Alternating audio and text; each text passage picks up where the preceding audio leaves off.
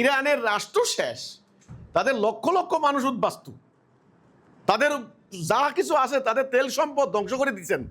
তারপরে তাদের নেতা আর কেউ নাই কোনো জাতির।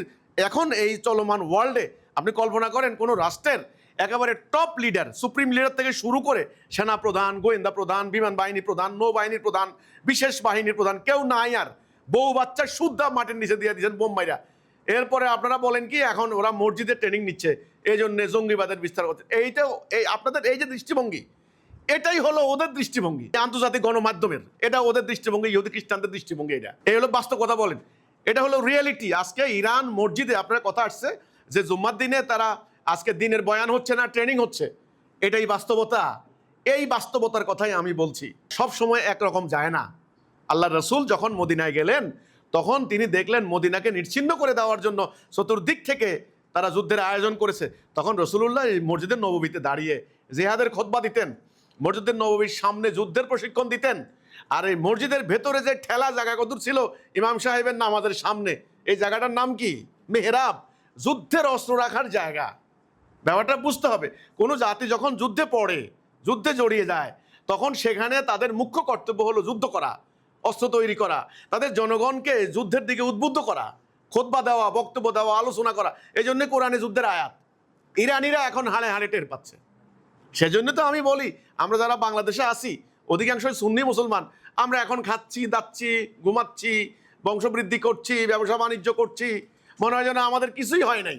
একদিন ইরানের মতো যখন টের পাবেন চতুর্দিক থেকে ঘেরাও দেওয়া হয়ে গেছে, হ্যাঁ, তখন বুঝবেন যে আপনাদের যুদ্ধের প্রয়োজন কেমন, জেহাদের প্রয়োজন কেমন ইত্যাদি। আজকে ইরানের ওই আপনার মসজিদে মেয়েরা ট্রেনিং দিচ্ছে, এতে আপনারা প্রশ্ন তুলছেন জঙ্গিবাদের উৎপত্তি হচ্ছে কিনা। এটা প্রশ্ন তুলেন, অসুবিধা নেই, কিন্তু মেয়েদেরকে যুদ্ধের টাইমে ট্রেনিং মানে দিবেন কেন? কোরআন কনস্ট্যান্ট নীতি দিল যে নারী পুরুষ উভয় জিহাদ করবে।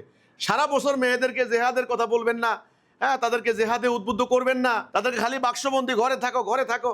আর যখন যুদ্ধের সময় হবে তখন মেয়েদেরকে টেনে এনে রাইফেল কাঁধে দিবেন। এই জন্যেই ইসলামের কথা হলো কি, নারী পুরুষ উভয়ই তোমরা জেহাদের প্রেরণায় উদ্দীপ্ত হও, যুদ্ধের জন্য প্রস্তুত থাকো, যথাসাধ্য প্রস্তুত রাখো।